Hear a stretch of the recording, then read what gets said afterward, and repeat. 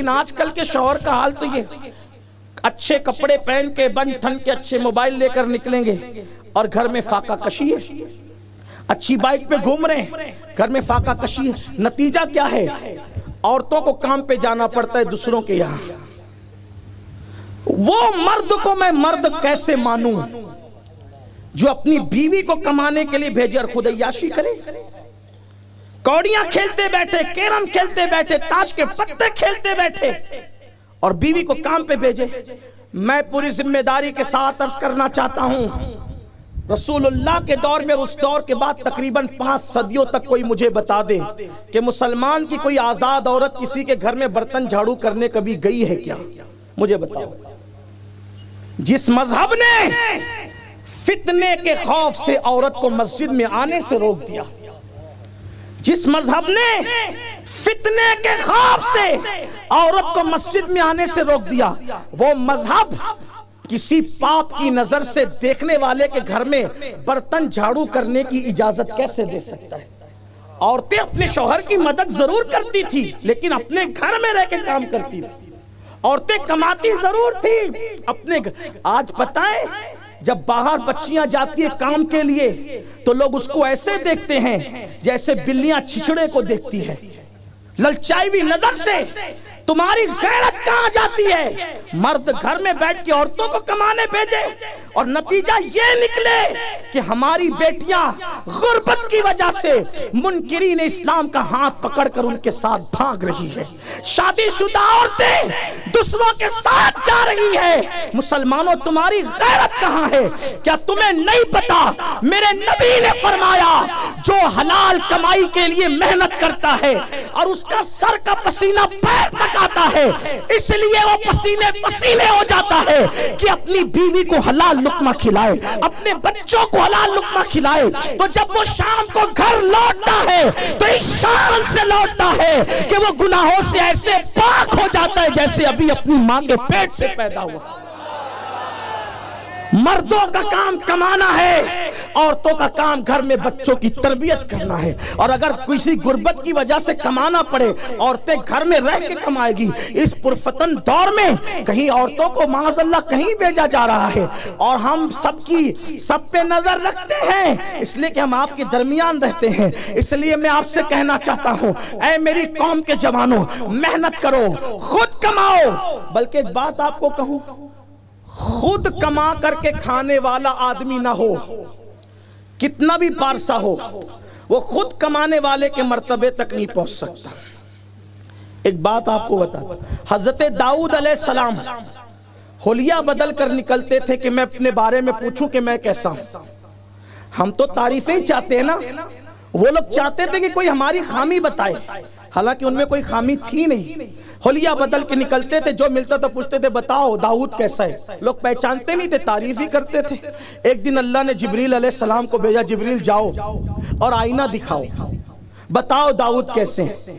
جبریل کو انسان کی شکل میں دیکھا تو پوچھا داؤد کیسے ہیں؟ فرمایا بہت اچھے آدمی، ان جیسا کوئی نہیں ہے اس دور میں، اس زمانے میں، لیکن بس ایک ہی بات ہے کہ وہ خود کما کر نہیں کھاتے۔ داؤد ہے بڑا اچھا آدمی لیکن وہ خود کما کر نہیں کھاتے۔ اگر یہ کمی بھی پوری ہو جائے تو داؤد جیسا کوئی نہیں۔ داؤد علیہ السلام پلٹے، اللہ سے دعا کی مولا مجھے ہنر سکھا، تو اللہ نے آپ کو زرہ بنانے کا ہنر عطا فرمایا اور آپ کے ہاتھوں میں لوہے کو ایسے نرم کر دیا، ایسے نرم کر دیا لوہے کو جیسے آٹا نرم ہو جاتا ہے۔ خود کما کر کے کون نہیں کھایا؟ رسول اللہ نے خود کما کے کھایا۔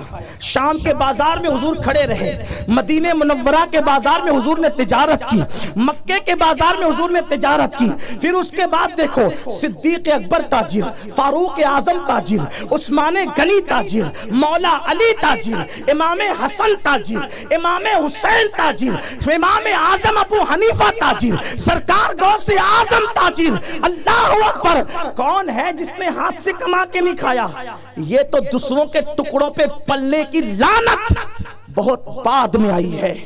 ہمارے اولیاء نے، جوتے تک سیے، جوتے حلال کمانے کے لیے. آقا نے فرمایا جو حلال کمانے کے لیے ذلت کی جگہ پہ کھڑے ہوتا ہے اللہ اس کو وہ عزت عطا کرتا ہے جہاں کسی کا گمان بھی نہیں جاتا. جو ہاتھ حلال کماتے کماتے سخت ہو جائیں. مردوں کے ہاتھوں کو نرم نہیں ہونا چاہیے, مردوں کے ہاتھوں کو نرم نہیں ہونا چاہیے. یہ خصوصیت صرف یا تو مصطفیٰ جان رحمت کی ہے یا تو اولیاء اللہ کی ہے. عوامی سطح پر مردوں کے ہاتھوں کو محنت کر کے سخت ہونا چاہیے, کیونکہ آقا نے فرمایا جو ہاتھ محنت کرتے کرتے سخت ہو جاتے ہیں اللہ ان پر جہنم کی آگ کو حرام فرما دیتا ہے. اس لیے محنت سے کماؤ. یہ کیا سوٹ بوٹ میں ہے؟ ہم کو دیکھو, ہمارے گھر کو مت دیکھو. گھر میں ماں پریشان, باپ پریشان, گھر والے پریشان. اور یاد رکھنا یہ مسجد میں پڑے رہ کر کے نکمے بننے کا کام بھی تبلیغی جماعت نے شروع کیا, اس سے پہلے یہ نہیں تھا. ورنہ ہمارا مذہب یہ ہے, قرآن کہتا ہے اذا نودی للصلاۃ من یوم الجمعہ, اذان ہو تو مسجد میں آؤ, اور پھر نماز ہو تو کیا کریں؟ پڑے رہے مسجد میں. کہ مسجد پڑے رہنے کی جگہ نہیں ہے, مسجد کھڑے رہنے کی جگہ ہے. مسجد پڑے رہنے کی جگہ نہیں, کھڑے رہنے کی جگہ ہے. اللہ نماز پڑھ کے کروں کیا؟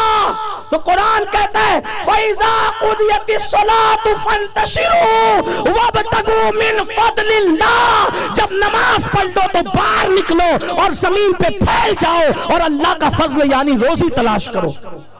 مسجد میں پڑے مت رہو, روزی تلاش کرو. اللہ کا حکم ہے اذان ہو تو آؤ, نماز کے بعد نکل جاؤ. مسجد پڑے رہنے کی جگہ نہیں ہے. اب جب مسجد میں پڑے رہنے کی اجازت نہیں تو جو گھر میں پڑے گیم کھیل رہے, گھر میں پڑے جوا کھیل رہے, گھر میں پڑے عورتوں پہ بوجھ بنے ہوئے, میں آپ سے گزارش کرتا ہوں مسلمانوں سچے مسلمان بنو. اور اگر بیوی پہ بوجھ بنو گے, کما کے نہیں کھلاؤ گے تو انجام اتنا بھیانک ہوگا. عورتیں تمہارے ہاتھوں میں نہ رہے گی, ان کی باغ دوڑ تمہارے ہاتھوں میں نہ رہے گی. اس لیے میری گزارش ہے مسلمان بنو, مسلمان اور پکے مسلمان.